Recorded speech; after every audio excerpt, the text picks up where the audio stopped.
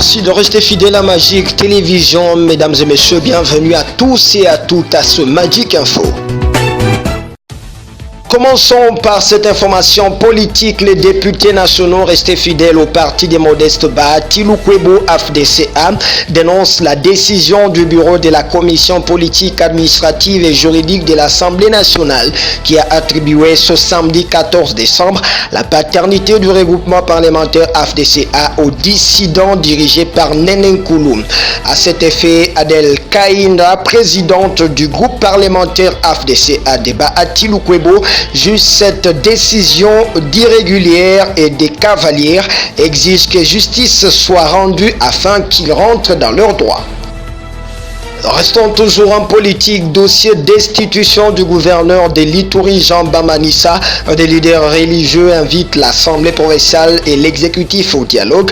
Les leaders religieux indiquent que cette crise politique a un impact négatif sur la vie quotidienne de la population, voire la déstabilisation de la province sur les plans spirituels, social, économique et autres. Ils estiment que pour le bien de la province de l'Ituri, les deux institutions doivent se réconcilier.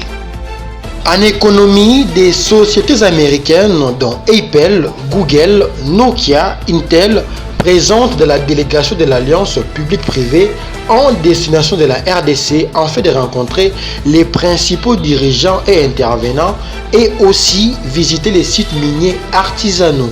En effet, l'Alliance publique-privée pour un commerce responsable des minerais est une initiative multisectorielle qui soutient la production, les commerces et l'approvisionnement éthique des minerais provenant de la région des Grands Lacs.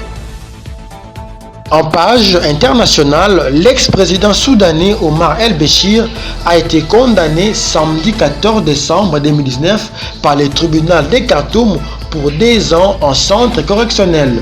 Omar El-Béchir, 75 ans, est déclaré coupable pour corruption et possession de devises étrangères. Sur ce, le président déchu sera placé dans un centre correctionnel pour personnes âgées car, d'après la loi soudanaise, toute personne âgée de plus de 70 ans ne peut être placée en prison. Ayant assisté à son procès dans une cage métallique et vêtu de sa robe blanche traditionnelle, Béchir ne fait d'allègement de sa peine, déclarant qu'il n'a pas besoin de clémence venant de quiconque. Il est militaire, il va braver seul sa peine. Après son arrestation en avril dernier, l'on a retrouvé dans son domicile 6,9 millions d'euros, 351 770 000 dollars américains et 5,7 millions de livres soudanaises. Tout-puissant Mazembe DSMP, c'était le derby de ce dimanche 15 décembre 2019. Ce match étant l'un des derbys du football congolais à Yélié, à Kamalondo, à Lubumbashi. Alors que Vidier Chimanga, président de la coordination du DSMP, a déclaré avant le match que son équipe descendait à Lubumbashi avec la mission d'écraser le tout-puissant Mazembe. C'est plutôt le Corbeau Louchois au finish ont remporté cette partie 2-0. But marqué par le remplaçant, l'expérimenté Patou Kabangu et Railford Kalaba.